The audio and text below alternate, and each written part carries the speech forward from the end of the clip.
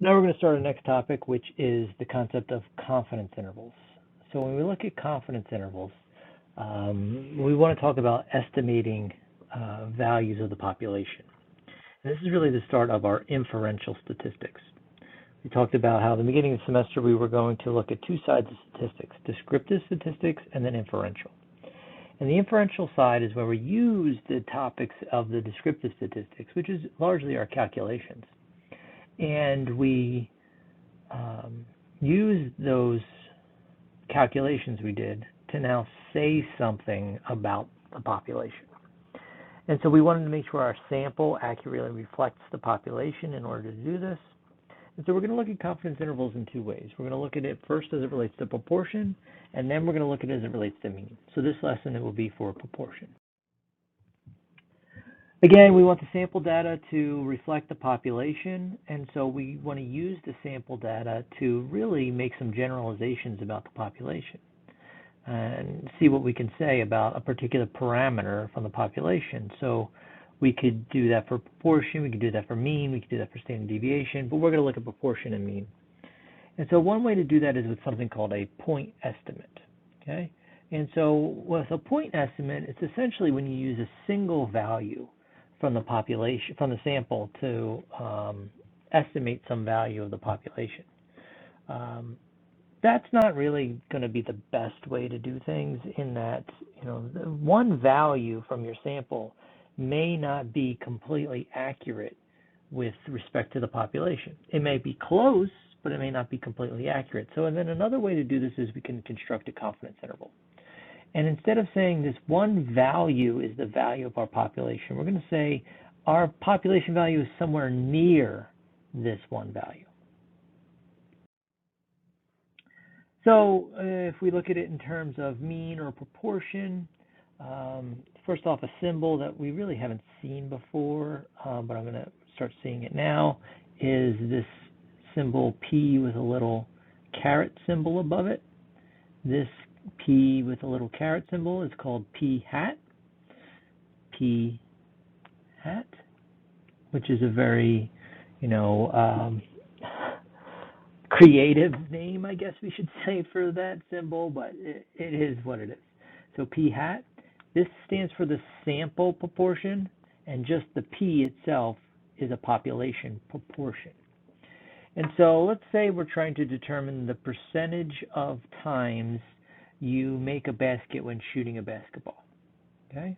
Percentage, proportion, probability, they really all kind of go hand in hand. We could say what's the proportion of shots that you make when shooting a basketball. That's very similar to the percentage of times that you will make the basket. So what you could do is you can count the number of shots you make and then divide that by the number of shots you attempted, and we can come up with that probability, right? It's a simple way we calculate probability. The number of ways your event occurs divided by the total number of possible events. And so when we do that, we would essentially get a point estimate, right? The idea is we just took a sample. I shot the basket a couple times. I looked at how many times I made it. Of course, I'm going to make all of them because I'm, amazing at basketball. Not really. So you shoot it a couple of times. You record how many shots you make out of how many times you made it. And you would get a sample proportion or a sample percentage. And what we could say is, well, that might be really close to the population percentage. Well, it depends, right? If I do it probably 1,000,000 times, it would probably be pretty close to the true population percentage.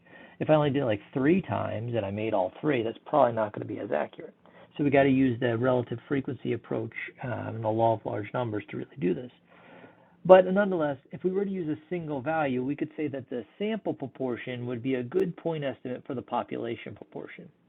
If I was going to pick a single value from the sample and use that to estimate the population value, the sample proportion would estimate the population proportion. Same thing can be said for mean. If you're going to take one value from your sample and use it to estimate your population value, sample mean would probably be that one value to estimate population mean. So, like, suppose you were trying to determine the mean rent for a 2-bedroom apartment in your town. So you look at a couple of apartments and you find what the average value is, say for, I don't know, 10 different apartments. And you would find that and calculate it pretty simply, right? What's the average of the 10 different apartments? Add them all up, divide by 10. You figure out what the average for that sample is. Then you can use that value as what you think the population of all rents in town would average out to be. And so the sample mean is a good point estimate for the population mean. But is it 100% accurate? Probably not. Is it close? Well, that depends on your sample. If your sample is good, then yeah, it should be close. But how close? And so what we want to do is we want to say, well, point estimate is okay to start, but it's probably not the best way to go. What's probably best is that if you look at an interval around the sample value and say that the mean or the proportion from the population falls in that interval, that's probably your best bet. So that's where we come up with confidence intervals. Okay? A confidence interval is a way of estimating, but instead of just using one value, we use an interval of values. We say, well, our value could fall anywhere in this range. Okay? And that's a better way to estimate the population because it gives you more wiggle room. If you use one value and that value is wrong, then you're wrong. Whereas if you use an interval of values and you say, well, my population value could fall somewhere in this interval, you have a better chance of getting that right. So your estimate is more likely to be accurate if you use an interval as opposed to a single value. So how are we going to do this? Well, we're basically going to create an interval where one end of the interval is our point estimate minus our margin of error, and our other end of the interval is our point estimate plus what we're going to call this margin of error. So let's say we have a sample proportion, p hat. And instead of saying this one value is what the population is going to be, we're going to say, well, we're going to create an interval around this value. And we're going to go a certain distance away. So we're going to call that our error. And we're going to subtract the error, and we're going to add the error onto this sample value, this point estimate, and we're going to create this interval. So this end of the interval would be my sample proportion minus the error, and this end of the interval would be my sample proportion plus my error. And then what we're going to say is in this interval here, this range of values, that the population proportion should fall somewhere in this interval. Is it down this end here? Is it down this end here? Is it in the middle? Well, we're not going to say that. We're just going to say it's somewhere in this interval. So we have now a range of values where our population proportion can fall, rather than saying our population proportion is exactly the same as the sample proportion, which isn't probably 100% correct. Now, this is going to depend on something called a confidence level.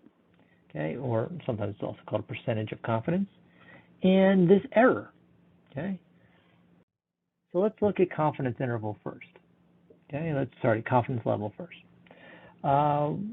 So in calculating this margin of error, we need to know a confidence level. CL could be the abbreviation for confidence level, and our confidence level is essentially the probability that our interval will actually contain our population value. Okay. How confident are we that the interval we're coming up with will contain the population value, that our interval is accurate? And so this confidence level is the probability that that's going to be the case. And so you would want your confidence level to be pretty high, right? You want a pretty high probability that your population value will be able to be estimated by this interval. And so you're going to see fairly common ones of 90%, 95%, 99%, very high confidence levels. A lot of people go, well, how about not 100%? Well, you can never be 100% confident, because if you were 100% confident, then that means you know exactly what the population value is. And the whole point is we're trying to estimate the population value. We don't know the population value. We're estimating it. And so we'll never be 100% confident. So 99 is going to be as high as we're going to be able to get. Then the question always comes up, well, why don't we just keep 99 all the time? Wouldn't we want it to be as high as possible? Wouldn't we want to be very confident that we're getting the population value? Well, the answer to that is no. Sometimes we're going to have to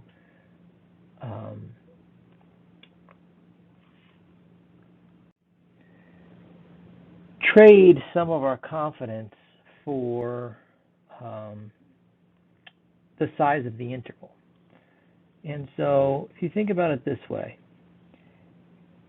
if I was throwing a ping pong ball into a red Solo cup, as opposed to a giant barrel, okay, from the same exact distance, which one of these two things would you be more confident that you could get the ping pong ball into? I would think everybody would choose the barrel. Why? Because it's bigger. Okay, it's a bigger target, easier for us to hit that ping pong ball into the barrel, as opposed to the red Solo cup. And so that's what's going to happen with your confidence level. The higher the confidence level, it's going to have to increase the size of the interval. And so we may trade off a little confidence and go down to maybe 90% confidence in order to shrink the size of the interval down a little bit further. So we'll have a little less confidence in the red Solo cup, but it's a little smaller. Maybe we want our interval to be a little smaller. And so that might be the reason why we reduce our confidence. But this confidence level is definitely going to affect the size of the interval, and we want it to be fairly high. We're also going to look at something called the complement of the confidence level, which is this alpha value. And alpha would be the complement. So if the confidence level is 99% or 0.99, then the complement of that would be 0.01, or 95% would be 0.05, or 90% would be 0.1. And what this complement, this alpha value is it's the probability that your interval is not going to be correct. The probability that your interval will not contain the population value. So we're looking at both of these, and they're definitely related to one another. One is the opposite of the other. From there, we're going to look at something called a critical value. So this critical value is going to be a number that separates your sample statistics that are very high and low from those that are not significant at all. So values essentially that are in the interval from values that are outside the interval that we're trying to create. And we're going to use this value z alpha half to denote this critical value. Okay? And it's going to be a z-score, at least for now. When we're talking about proportion, it's going to end up being a z-score. And so the idea is this: we place our confidence level right here in the middle. So let's say we have a 95% confidence level. So that tells me that my area right in the middle of this picture is 95%. And that means that these two tails of the picture, which are these two ends, together have to be 5%, or 0.05. That is my alpha, okay? Let me get better at drawing alpha. That's my alpha, okay? So that's my confidence level. That's my alpha, all right? But that's the two tails combined. So then if I cut that two tails combined in half, so I look at each individual one, that's why we call this alpha half, and this is alpha half. It's the 5% cut into two pieces. So this would be 2.5%, so that would be 0.025, and this would be 0.025 as my area. And once I have that areas all set up, I could figure out what this z-score and this z-score are. That's going to be what we call our critical values. Typically, we just use the positive one as the one we're looking for because we're going to add and subtract it, so we'll include the negative later. We know that this is a symmetric picture, so the z-score down here and the z-score here are the same except for one's positive, one's negative, so the absolute values will be equal. But nonetheless, this is how we're going to start setting our picture up, and this is called our critical value. So it's that z-score that's associated with our confidence level. And so we could use our z-score chart to come up with this value. So let's say we have that 95% confidence level, all right? And we have the 0.025 as the alpha half and the 0.025 as the alpha half. That'll give us our 100% total. And we can look and say, all right, well, if this area is 0.025 down here, we need to find the z-score. We know that this z-score would be negative, or this z-score would be positive. So we could add up all the area to the left, okay? So it would be the 95% plus the 2.5%, and we get 97.5. So that total area to the left would be 0.975. So we look it up in here, say, okay, where's 0.975? And we would say, well, 0.975 would fall somewhere right around here. Okay? And what z-score is at? 1.96. And so the critical value associated with a confidence level of 95% would be 1.96. If you look at the table I gave you, down at the bottom of the table, there's this little thing right here that basically already found these fairly common ones for you. Remember, I told you 99, 95, 90% confidence levels are pretty common. So rather than looking them up over and over again, it just sort of placed it down here for you. But that's how you would find it. So maybe you don't find a common one. Maybe your confidence level is 98%. We should be able to figure out the critical value for that 98% confidence level by doing the same thing. At this point, we should be pretty familiar with looking up areas and z-scores in our table, and so this should be no big deal. All right. Now, once we have that confidence level given and the critical value found by that confidence level, we can start to calculate the margin of error. So we're going to need a couple things here. P is the population proportion. That's what we're trying to estimate. Okay? P hat is the sample proportion. That's what we would have once we collect our sample. N is the same N we've dealt with for a long time now. It's the number of values total in your sample. And then there's another one called Q hat. Q hat is just 1 minus P hat. It's the complement of P hat. And so we're going to use these things to create our margin of error. And so here's our formula for our margin of error. It's our critical value that we just calculated. That comes from the confidence level. Okay, we use the confidence level to find that value. And then we take the square root of P hat, Q hat over N. Now what this does is this essentially acts like an estimate for our standard deviation. Okay, it's an estimate for our standard deviation. And we're basically saying, okay, this is a z-score, this is our standard deviation. We're trying to figure out how many deviations away from our sample value do we have to go. If you remember, we talked about like 2 standard deviations away from the mean is considered to be usual, and anything more than that is unusual. We're basically taking that same tactic. Z times the standard deviation, which is this is our estimate for that, is a way of figuring out how many deviations should we go from the mean in order to be within our confidence interval. And so that's how we're going to calculate our margin of error. Once we have our margin of error, what we're going to do is we're going to subtract it from our sample proportion. We're going to add it to our sample proportion, and this is going to create our interval for which the population proportion should fall within. So let's look at a question. I think we can clear this up by doing a few examples. So suppose that a market research firm is hired to estimate the percentage of adults living in a large city who have cell phones.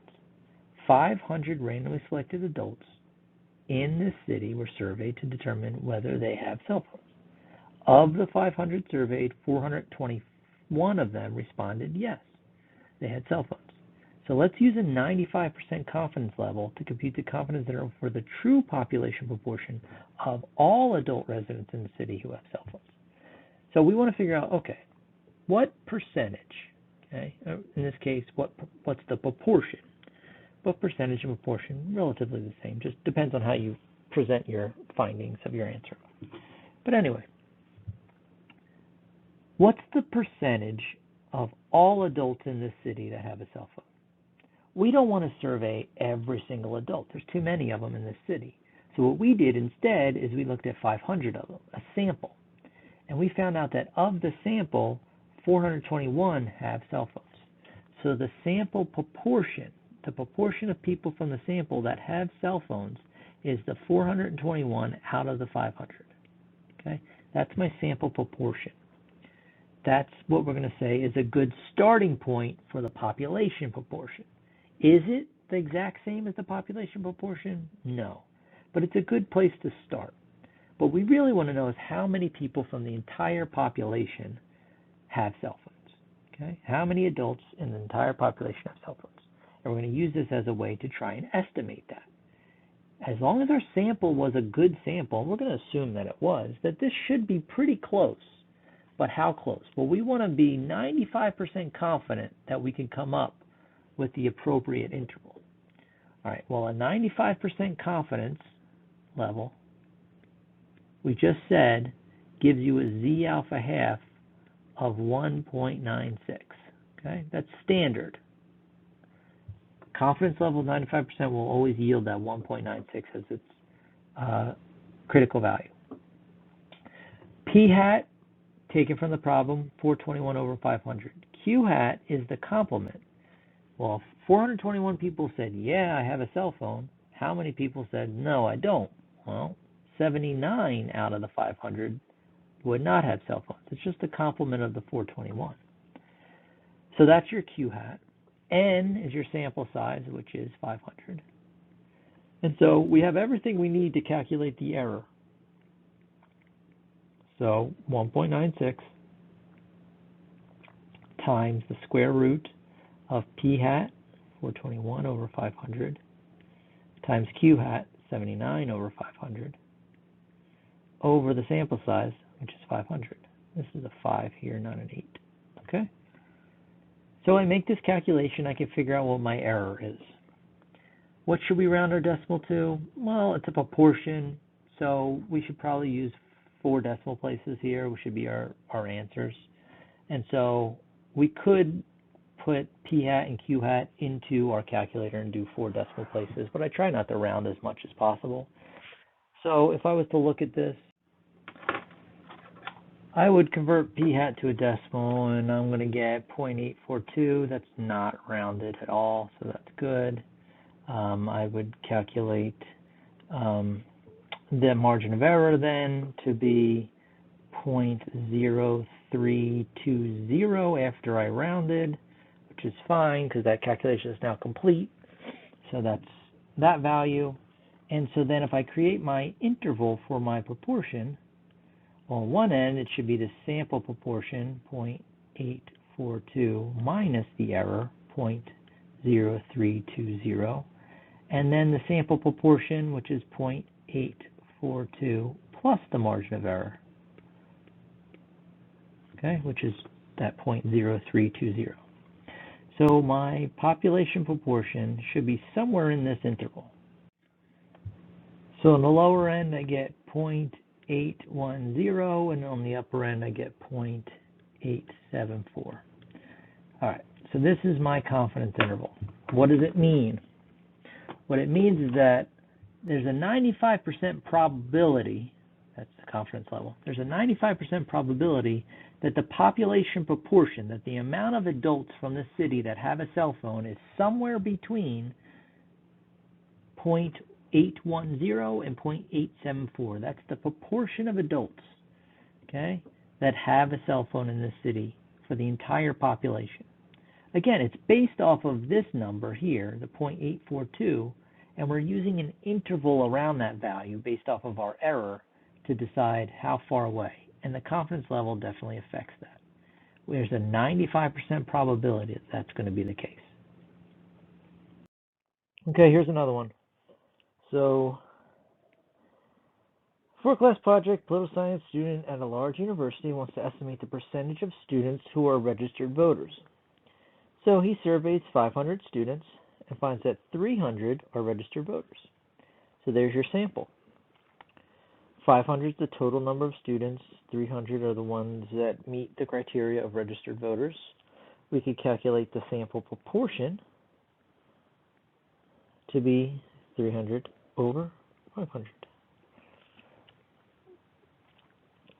Compute a 90% confidence interval for the true percent of students who are registered voters. So we're going to use this sample information, and we want to find out how many students at the entire university are registered voters. Well, we could say if this is how many, so this is exactly 3/5, okay, which would be the same thing as, 60%. So we could say 60% of the sample are registered voters. So if we wanted to use a point estimate, we could say, well, then that means 60% of the entire population are registered voters. But again, that's probably not 100% accurate. What's probably, though, is close. So probably somewhere near that 60% mark is the percentage of all students who are voters. So what we want to do is create an interval around that 60% to find the true percentage of students who are registered voters. So what we need is a couple of things. We have p hat. We are going to need q hat, which is just a complement. So that'll be our 40%. When we're going to use these values, we're going to use the decimal version of them. We don't want to use the percent version of them. That can cause issues in some formulas. So 6.6.4. Sample size, 500. Confidence level, 90%. That automatically tells me that my z alpha half should be 1.645. That comes from the previous slide that I showed you with some of the very common confidence levels. You can get that in your z-score table. That the z alpha half should be 1.645. Okay, so then we have our error, which would be z alpha half times the square root of p hat q hat over n. So for us, this would be 1.645 times the square root of 0.6 times 0.4 over 500. And so our error will be 0.036, or we could say 3.6%.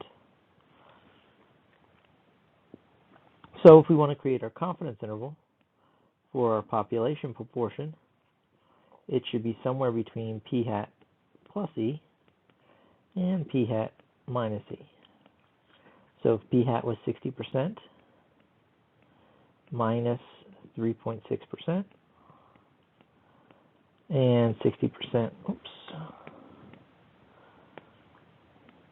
60% plus 3.6%,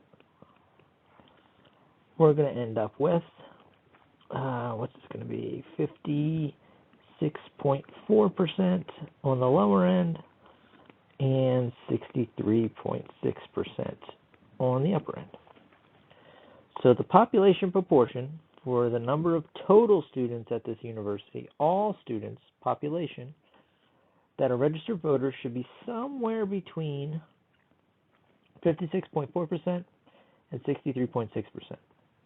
And we are 90% confident that that would be correct.